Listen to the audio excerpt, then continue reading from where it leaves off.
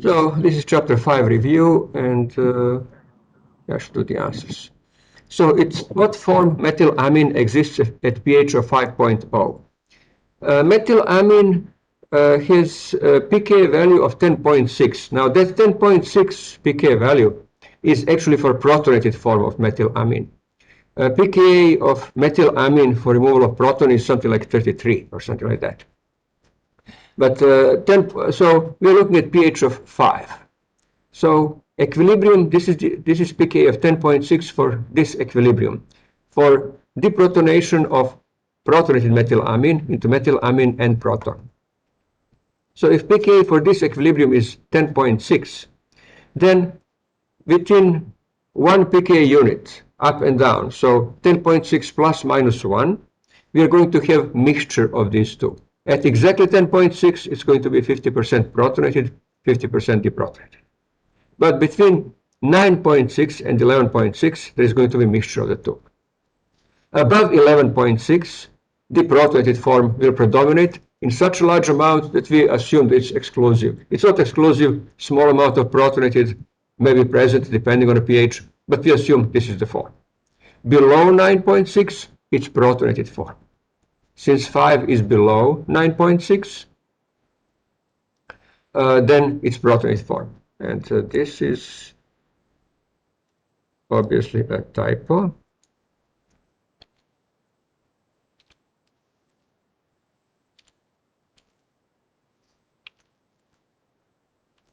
Of course, I'll post corrected PDF. So at pH of 5.0, it will be in protonated. Second question, in a reaction with which of the following compounds propionic acid acts as a base? So for propionic acid to act as a base, it needs to be protonated.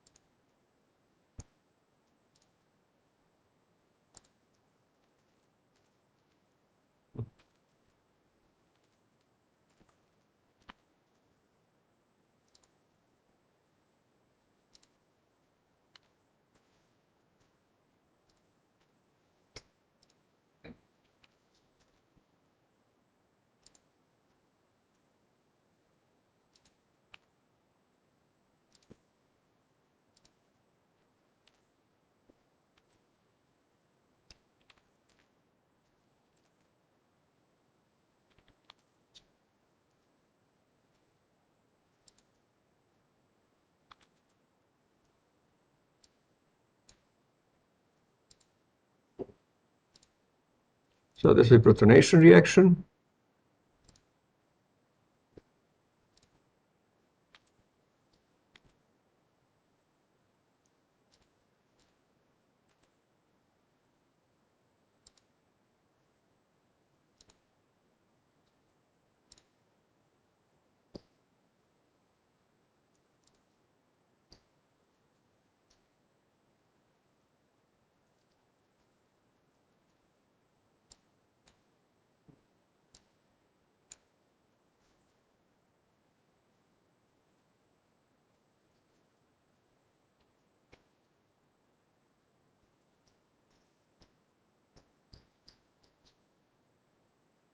Okay, this menu is a little bit different from what I'm used to.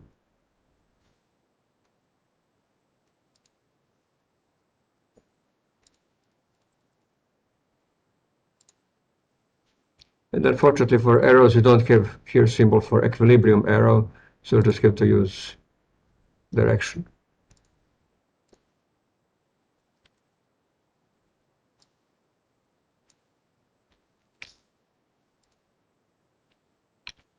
Now protonation actually occurs on the carbonyl carbon, so probably the best way to represent that would be in parentheses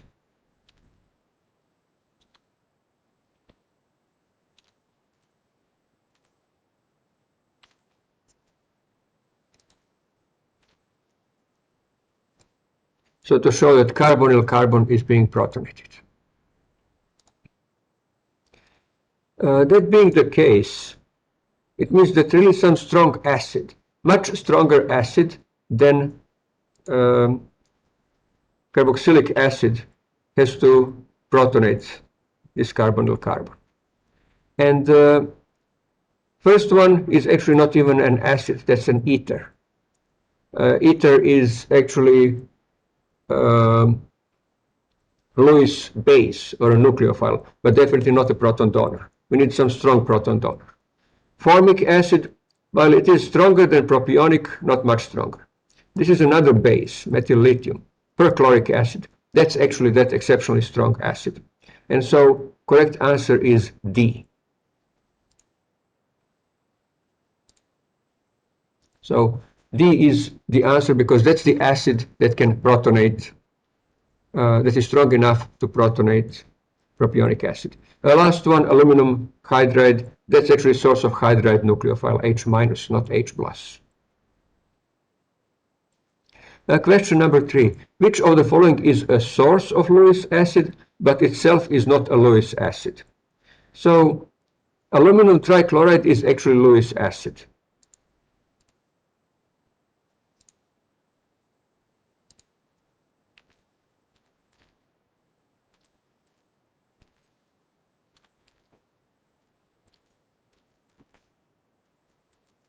It is Lewis acid because it has empty orbital on aluminum, and species with empty orbital is Lewis acid. Next one is actually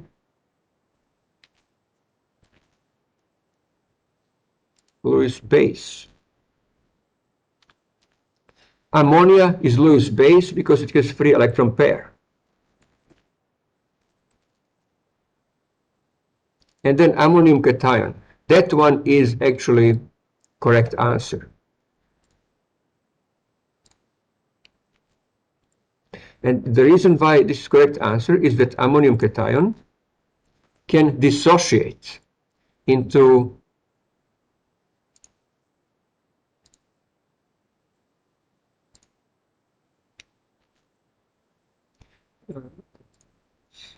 it's a bit difficult to use.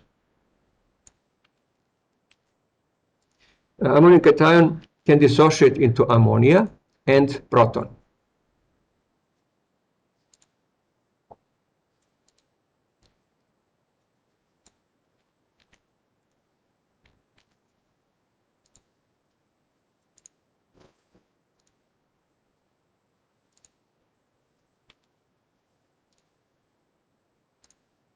And proton is the Lewis acid.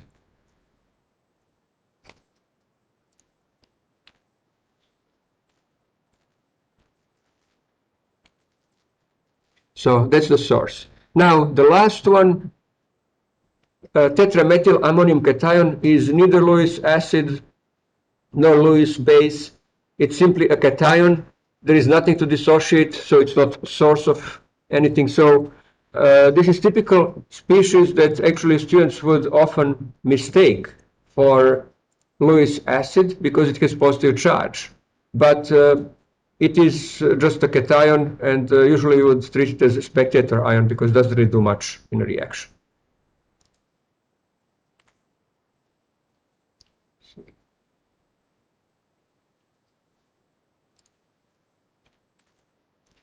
Okay, so before I move on to next one, let me check if there are any questions.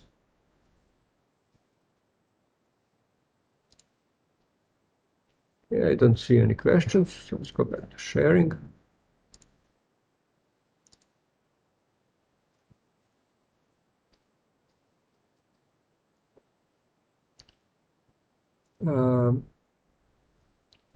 Next question is same as the previous one. Which of the following is a source of Lewis acid, but itself is not a Lewis acid? So again, the first one is Lewis acid, boron trifluoride.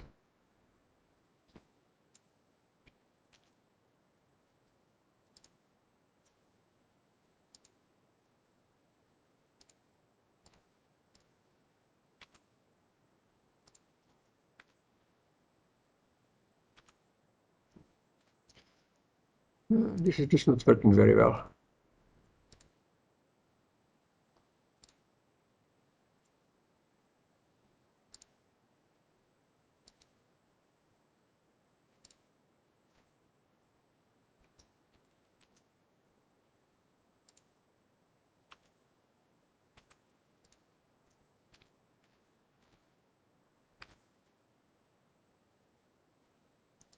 Next one is actually a source of Lewis acid because it's carboxylic acid. And that carboxylic acid can dissociate into carboxylate anion and proton.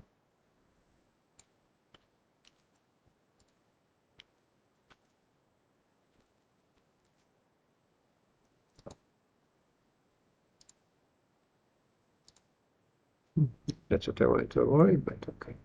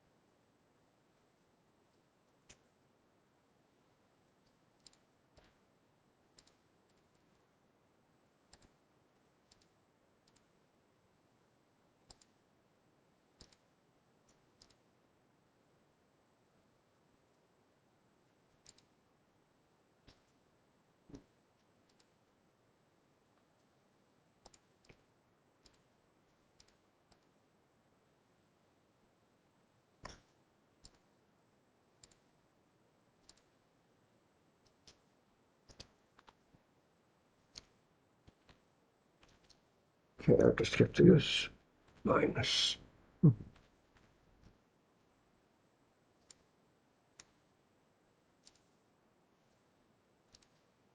this is not the best symbol. I may seek a better one.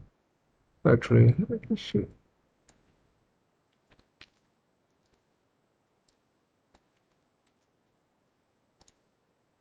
It's better, okay. Next one, BH4 minus. That one is actually, so this is Lewis acid.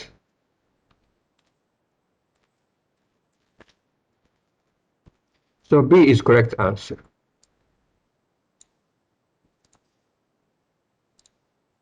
Let me see. Yeah, I didn't indicate here correct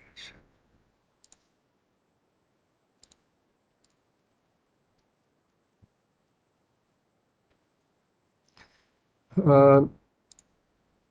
Next one, BH4 minus. That one would be actually a source of Lewis base.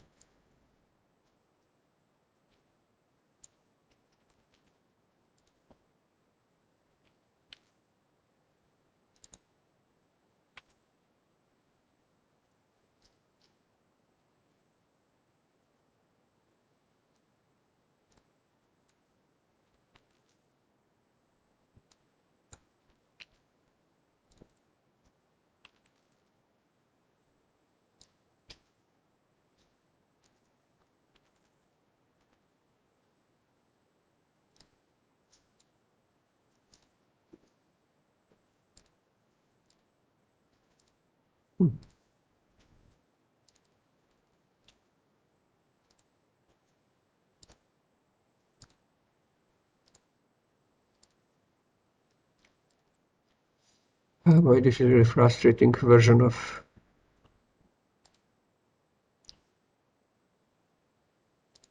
Word.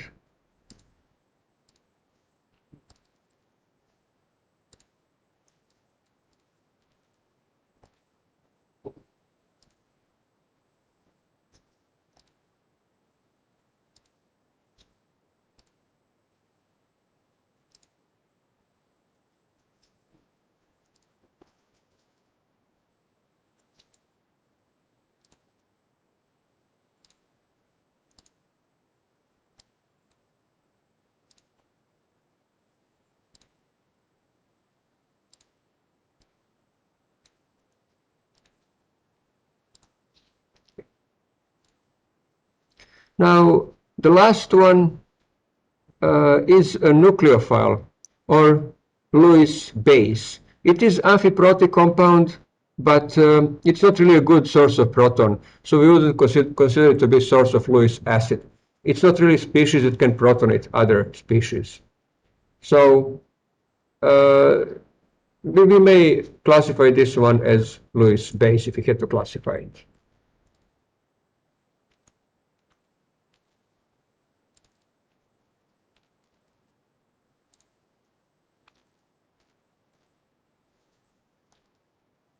Alcohol or water, you would classify preferentially as Lewis base. Question number 5. Which of the following is a Lewis base? So Lewis base, species with a free electron pair. Gallium bromide has empty orbital, that's actually Lewis acid. Ammonia is Lewis base. That's a species with a free electron pair. You need to know, you should be aware of it when there is a free electron pair on atom or not. Boron hydride is source of Lewis base H-. And lithium, methyl lithium, that's actually ionic salt. That's also actually a source of Lewis base to an extent. But actually, it's ionic. It's covalent compound. We'll cover these species a little bit later. So some professors may even argue here and say, well, methyl lithium, it has methyl anion, CH3-, and so that's Lewis base. That's true. CH3- is Lewis base, but in methyl lithium, carbon-lithium bond is covalent bond. It's not ionic. So strictly speaking, it is not Lewis base because it does not have carbon with a free electron pair. But it does act as a Lewis base or nucleus. Question number 6. Which of the following is not a Lewis base? And so we simply have to go by elimination. Ether with electron pair on two electron pairs on oxygens is obviously a Lewis base. Now, carboxylic acid is a Lewis base because it has free electron pairs on oxygen and could react with an electrophile. And in fact, you will see in second semester that it acts like that. So even though this is an acid and primarily acts as a proton donor, it can act as a Lewis base because it has free electron pairs. Of course, alkoxide anion, pretty strong Lewis base. And sodium alkoxide is just another way to write alkoxide anion by including counter ion. The last one, aluminum hydride, is not a Lewis base, even though it has negative charge. Sometimes students associate negative charge with Lewis base. No, charge does not matter. It's whether there are free electron pairs. And aluminum hydride has no free electron pairs. It is a source of hydride anion, which is Lewis base. But aluminum hydride ion itself is not a Lewis base.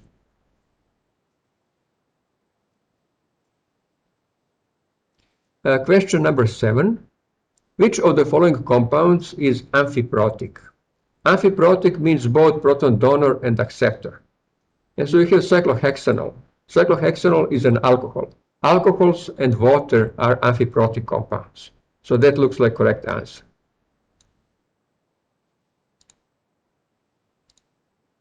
Diethyl ether only accepts protons. Diethylamine, in theory, diethylamine could donate its proton. It's primarily proton acceptor, electron pair on nitrogen. Now, in theory, it could donate proton, but pKa is so high, like 33, 35, something like that, that in practice, it is not proton donor. So it's not amphiprotic. And 1-butene, that's an alkene, clearly not an amphiprotic compound. 1-butene could be protonated, as you will see later in chapter 9, but there are no protons to donate. So alcohol is the best answer. Let me see. So let's check if there are any questions. No questions.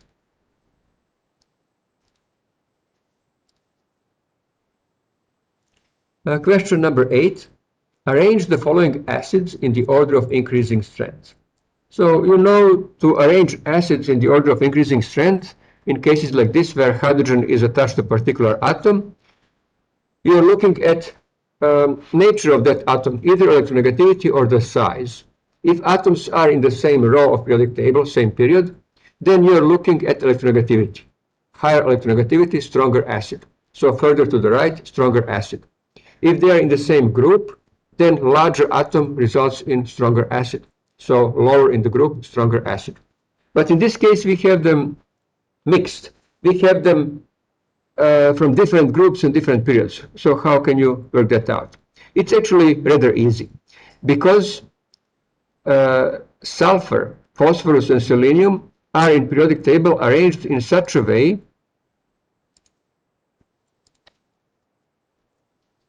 where we have phosphorus in group 5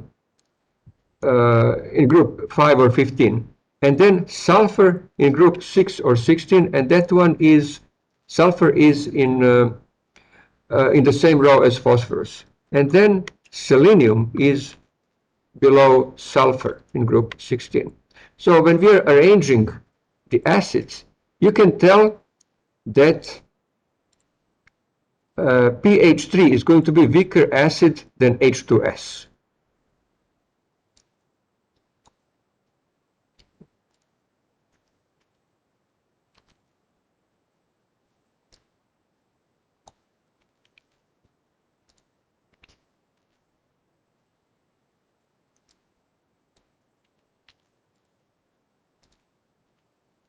So you simply look at these two pairs, and then since selenium is below sulfur in periodic table, H2S will be stronger acid.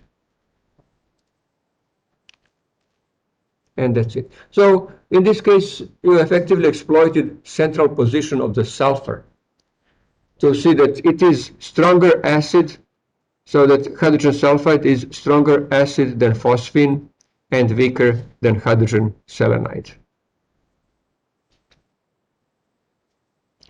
This is not always possible, but obviously, if you get question like this on the test, procedure like this will be possible because I'm not going to give you something where you have all diagonal relationships or something like that, where you don't have anything to compare.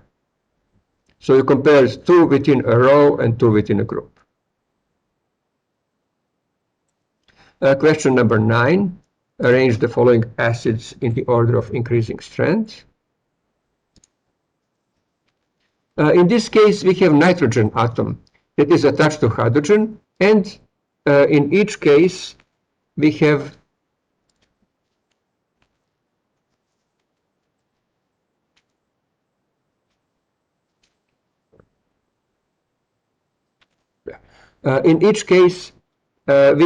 different hybridization of nitrogen. And you may recall effect of hybridization. So sp3 hybridized atom is the least acidic, and that would be this middle nitrogen. Then sp2, that's acid of the intermediate strength. And finally, sp hybridized atom results in the strongest acid.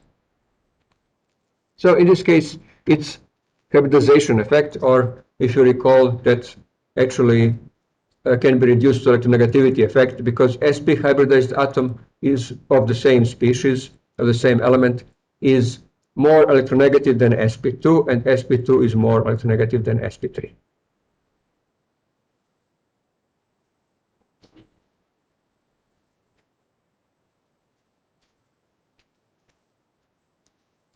And then the final question deals with inductive effect.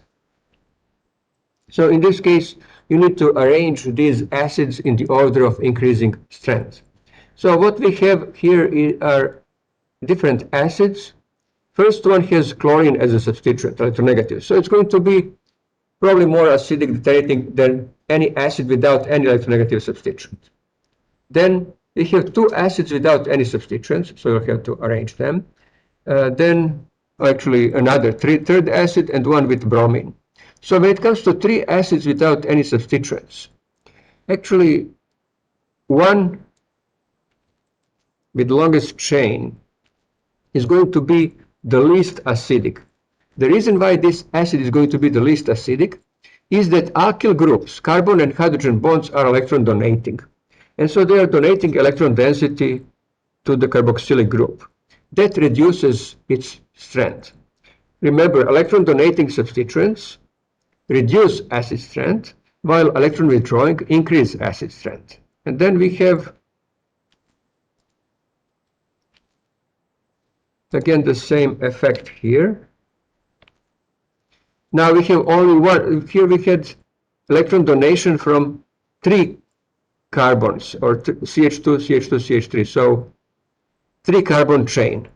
Now it's 2 carbon chain, or actually, sorry, this is ethanol. So that's actually, that one is actually the weakest acid. Sorry, I made a mistake. I was looking only at carboxylic groups. This is ethanol. So hydroxyl group obviously is the weakest acid if we have only alcohol, and then carboxylic acids are stronger. Yeah, I just realized these 3 are acids and these 2 are alcohols. So actually, to solve this question, we first, I assume that all of them were acids. So to solve this question, we first have to consider that alcohols are weaker acids than carboxylic acids. And so figure out of these 2 alcohols, which one is weaker, which one is stronger. So obviously, ethanol itself is weaker than chloroethanol because chloroethanol has electron withdrawing substituent, chlorine atom. So inductive effect of chloride. So ethanol, weakest acid, and then chloroethanol. And then next will be carboxylic acids. 3 carboxylic acids, because carboxylic acids are stronger acids than alcohols. Now, what is their order of strength? And now we are looking at electron donating effect of alkyl groups. So here we have 3 alkyl groups. So it's going to be the weakest acid of the 3 because it has an electron donating group. And the electron donating group reduces acid strength. Then intermediate of the 3 will be acetic acid. It has only 1 carbon effective electron donating group. And the strongest would be,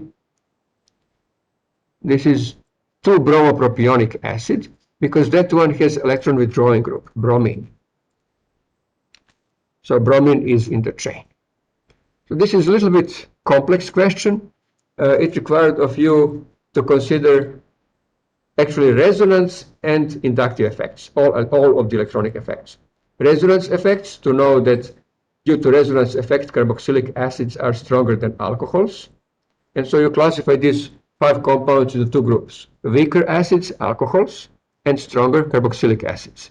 And then within each group, you use inductive effect to determine which one is stronger. And so this is the order of increasing strength, and you use this inequality sign. So use that on the exam to indicate the order of acid strengths.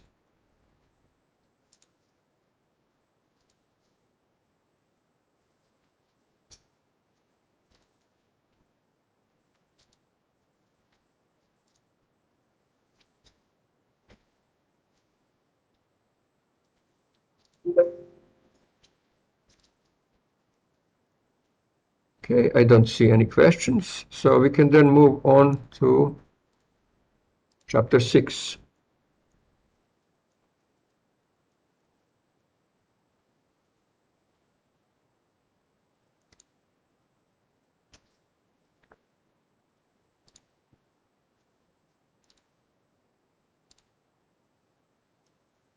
So chapter 6, that's about the theory of organic reactions. And in chapter 6, I was actually able to do a longer write-up. If you read it already, you know all the answers. Which of the following species would you expect to be a transition state? Transition state is highly unstable species where species is in a form that is not common. For example, in this case, species C has carbon atom with 5 substituents. Carbon atom cannot form 5 bonds, and so it exceeds its octet. That's typical transition state, where, for example, atom makes more bonds than usual. Other examples would be rather unusual bond angles, or maybe some unusual strain, like eclipsing strain or something like that. Species A, B, and D are simply ions, relatively stable ions.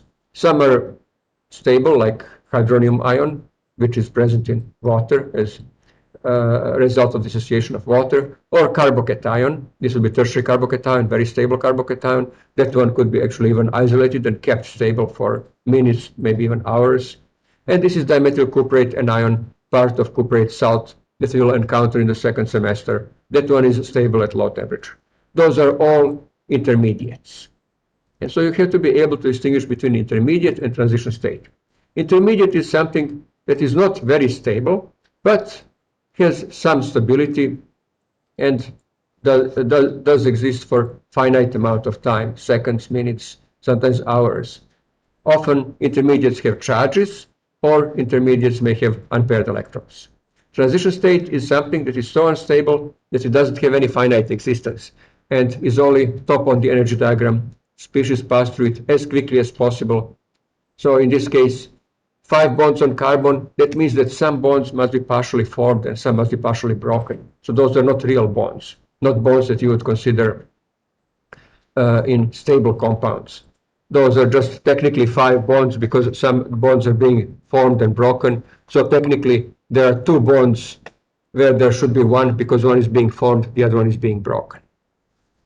So that's essentially how you have in this transition state. Something extremely unstable, very high energy.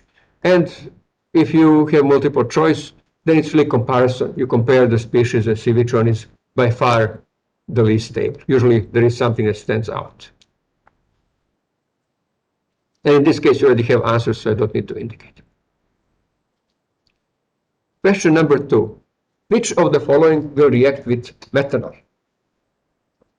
We have potassium bromide. First of all, even before answering the question, you look, what is methanol?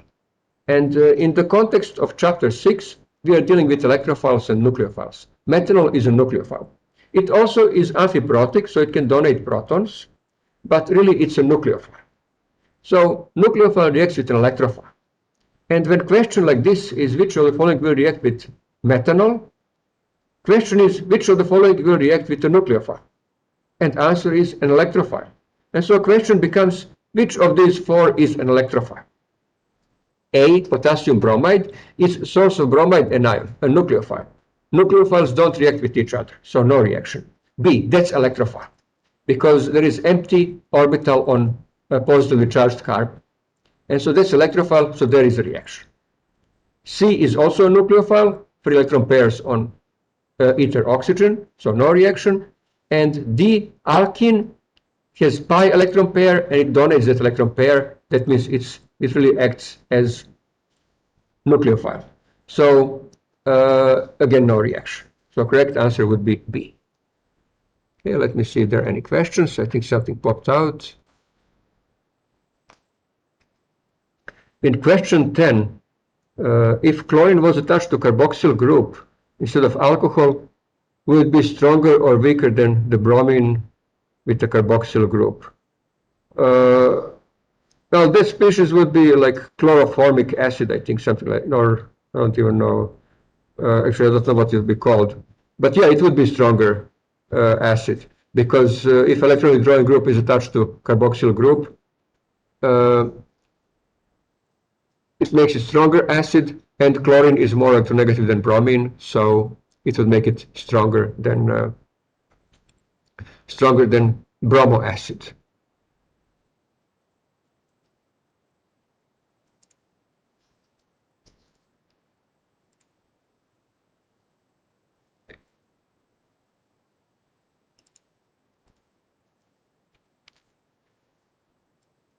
Okay, question number 3. Which of the following will not react with methanol? So now which one will not react? And in this case, we have nucleophile, and electrophiles will react with a nucleophile. So which one is not an electrophile? Zinc is obviously electrophile. It has empty orbital. Trimethylamine, that one is a nucleophile, just like methanol. So that one will not react. Phosphorus chloride, trichloride, is an electrophile because it has the empty orbital. And proton is the most common electrophile in organic chemistry. Actually, I shouldn't have moved this. Yeah. Okay. Question number 4. Predict product of the following reaction. So in this case, we have sodium hydride reacting with boron hydride. Boron hydride has empty orbital, and sodium hydride is ionic compound. It dissociates into sodium cation and hydride anion. So reaction of the two would be reaction of hydride anion, nucleophile, free electron pair, and borohydride with an empty orbital. Electron pair ends up being donated to empty orbital to form hydrogen-boron bond. And so product is sodium borohydride, or NaBH4, or Na plus BH4 minus. And then question number 5. Which of the following will not react with borohydride? So borohydride is electrophile, rather strong one, empty orbital on boron. So which one will not react? If it's electrophile, nucleophiles react with it. So which of the following is not a nucleophile? Methanol alcohol is strong nucleophile. Actually, this tetramethyl aluminate is not a nucleophile. Even though it has negative charge, no free electron pairs. So no reaction with compound B. Phosphorus trichloride, that one is both electrophile and nucleophile. Phosphorus trichloride is an electrophile because it has empty d orbital. It's nucleophile because it has free electron pair on phosphorus. And sodium chloride, it's source of nucleophile chloride anion. So it's tetramethyl aluminate anion. Now, strictly speaking, this one could undergo some exchange reaction, but that's the best answer. And certainly we will not expect you to know exchange reaction like this at this level. So this would be correct answer. We are still looking, in multiple choice, you always look for the best answer. And in this case, we are looking which one is not a nucleophile. So it doesn't react with an electrophile. And something without free electron pair is not a nucleophile.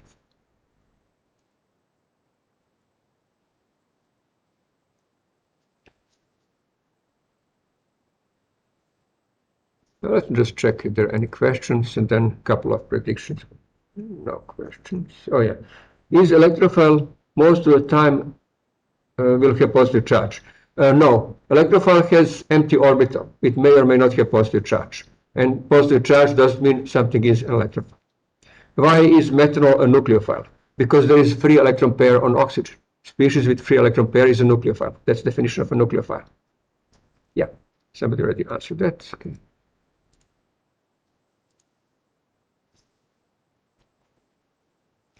So question number 6, predict product of the following reaction. And so here to help you predict the product, probably on exam this is a multiple choice reaction and you would have to pick among the 4 answers. And often, by the way, when you're predicting the product, you're predicting product of the immediate next step, because these products may be unstable and may be reacting further. You're not concerned with that. You're looking only directly how these two react, what they give immediately. If that reacts further, that's not the question. And you would not have that if it's multiple choice. It will be clear. There would be 1 correct answer and 3 wrong ones, and those would not be something that could come out of reaction of this one further or something like that. So when these two react, you identify that boron species is an electrophile. It has empty orbital. And when we want to emphasize empty orbital, we use rectangle to indicate kind of empty rectangle, empty orbital. And of course, free electron pairs on nucleophile. So one of the free electron pairs is donated. Curved arrow shows that, shows electron flow. Is donated into empty orbital, and that's how bond is formed between oxygen and boron. And this what used to be free electron pair forms that new bond, and that's it. If there was a charge before, then charge remains in the product. Charges cannot be destroyed, but now charge is on the boron, because boron gained additional electron density. And the same procedure for question 7. Predict product of the following reaction. Again, you have to identify nucleophiles and electrophiles. In a carbonyl group, carbon would be actually electrophile. But that's a little bit more complex, and we study those details, how is carbon electrophile and how it acts as an electrophile in second semester. But you need to know that oxygen is a nucleophile. So carbonyl group is both electrophile and electrophile on carbon. But what you need to know now, it's nucleophile on oxygen. And that's easy to figure out because oxygen has free electron pairs, and by now you should know free electron pair means a nucleophile. Proton, empty orbital, now indicated for emphasis with a square, empty or rectangle. And so again, electron flow from nucleophile to electrophile, shown by curved arrow, forms OH bond, and this electron pair shows new bond. Since proton was positively charged, charge is retained in the product, but now it's oxygen that is positively charged because by donating electron pair, it lost some electron density. And you can calculate formal charges, that's chapter 1. In each of these cases, 6 and 7, you could have calculated formal charges and figured that out. So yeah, it could be on the test that you have multiple choice and you have 4 answers. This would be correct answer, but you may have this answer, the same formula, but positive charge maybe on hydrogen or on this carbon or on this carbon. And so you need to know detail, where is the charge, which one is correct answer.